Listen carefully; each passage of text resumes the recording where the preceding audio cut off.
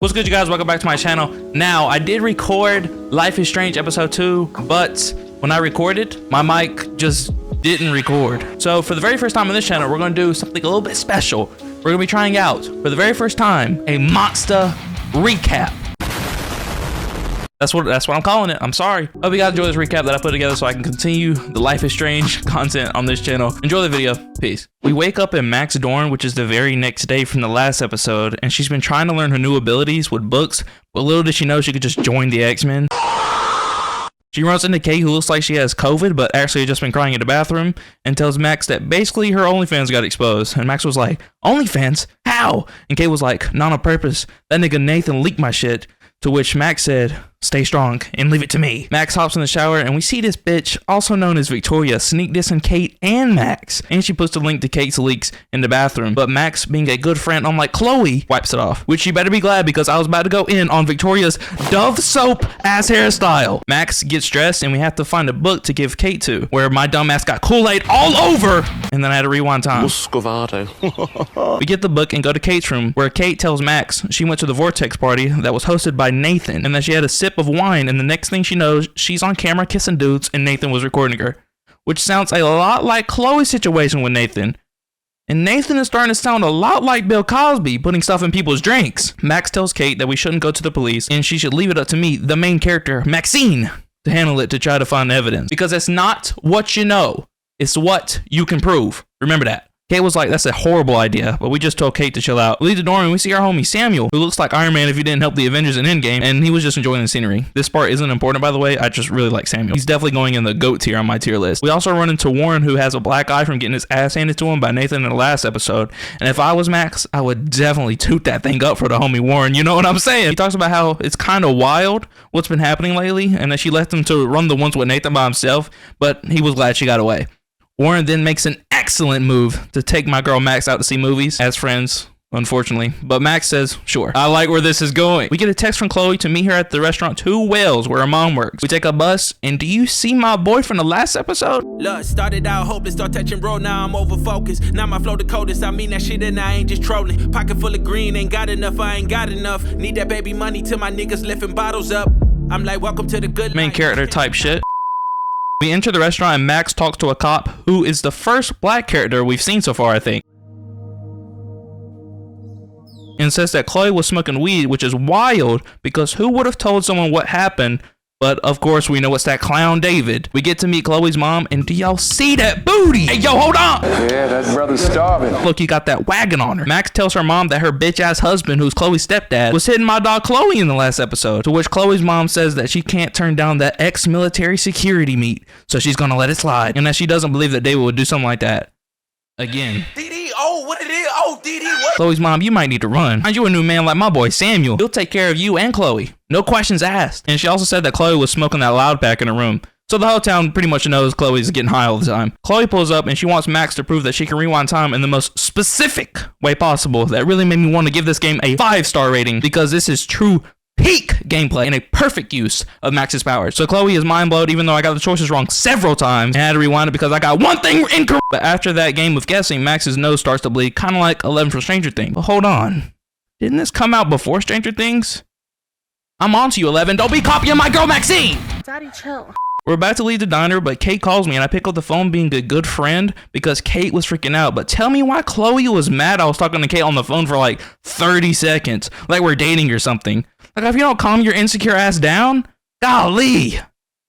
Jeez Louise, man. Oh my god. Yes. I'm sorry. We leave the diner, and as we're leaving, we see that we're being stalked. We get to Chloe's lair, aka the trash dump, to practice Max's powers and basically have a training arc, because that's what you do when you're the MC and have powers. You have a training arc. Chloe orders me around like she's my father and wants me to pick up some bottles so Chloe can shoot them. And that took me about 20 minutes to find these bottles, I'm not gonna lie to you. And in those 20 minutes, I learned that this is what I call masterful gameplay. Chloe whips out the gun again and shoots at the bottle and misses like she's got the aim of Stevie Wonder, and Max rewinds time to fix her mistakes. Dude, I need a target before I shoot. Put a real dent in that front bumper.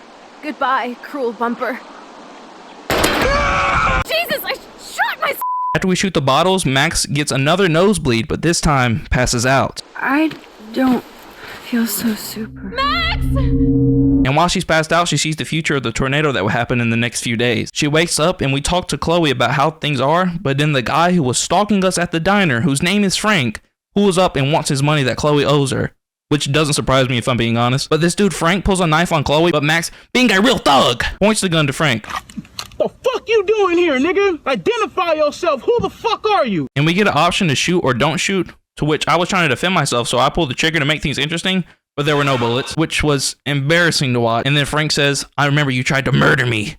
So I, of course, reversed that embarrassment and don't shoot, but Frank takes our gun, so it ended up being a lose-lose situation. Max talks on the train tracks with Chloe, and she reminisces on the missing girl, Rachel. They try to leave, but Chloe, being an idiot and clumsy, gets her size 25 boot stuck in the train tracks, where a train begins to rush towards us, and since Chloe's been an elf friend so far, making me use my powers when I didn't need to, and making me pass out, and taking the blame for weed, I watched her die. But the game didn't let me, so I reversed it and saved her by cutting some wires and stopping the train. We leave the tracks and Chloe drives Max to school, where we meet up with Principal Milk Dud, where he asked what I wanted to say during the fire alarm when I got out the bathroom in the last episode. And I avoided him because Nathan's in control of the whole place, and whatever I say, he's just gonna say I have no proof. So I minded my business. I also ran into that bitch David. I told him exactly what was on my mind about him disrespecting my dog Chloe, and to which he basically told me, I brought up Nathan having the Glock 19 on him in the bathroom, and his bitch ass didn't have anything to say then. We see Mr. Jefferson, who's a misunderstood teacher, I might add, and we see Kate crying, walking away from him, and I tried to help her, but she said, Stop!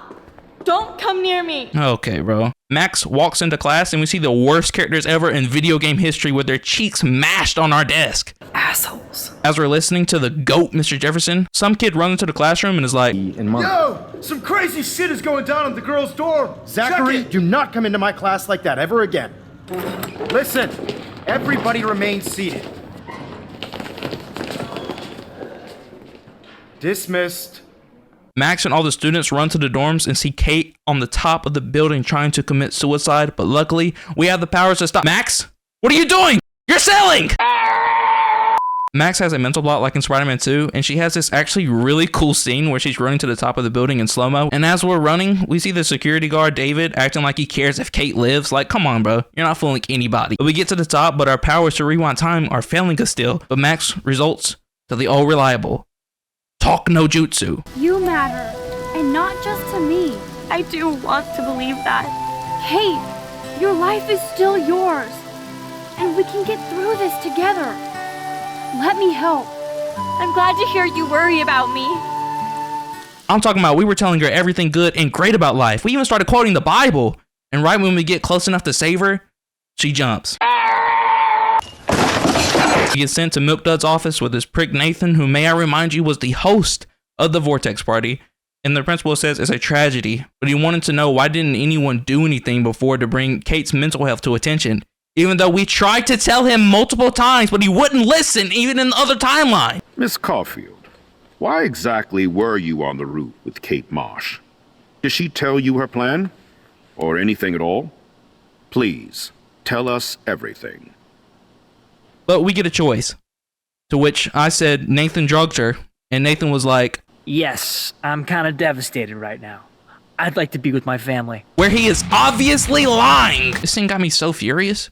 And then Nathan gets suspended. We meet up with Warren, and Max blames herself to where Warren, being the GOAT, comforts her and tells her that it's not her fault, and we learn that death is inevitable. We see the other characters in the final cutscene, and we see this bitch Victoria crying in this cuck Nathan in the same room at the end. Alright guys, that is the recap of Life is Strange episode 2. Hope you guys enjoyed this recap that I put together, or maybe it was just a complete disaster. It is what it is. If you enjoyed this video, leave a like and subscribe to see more Let's Plays of horror games, and I will catch y'all in the next video. Peace.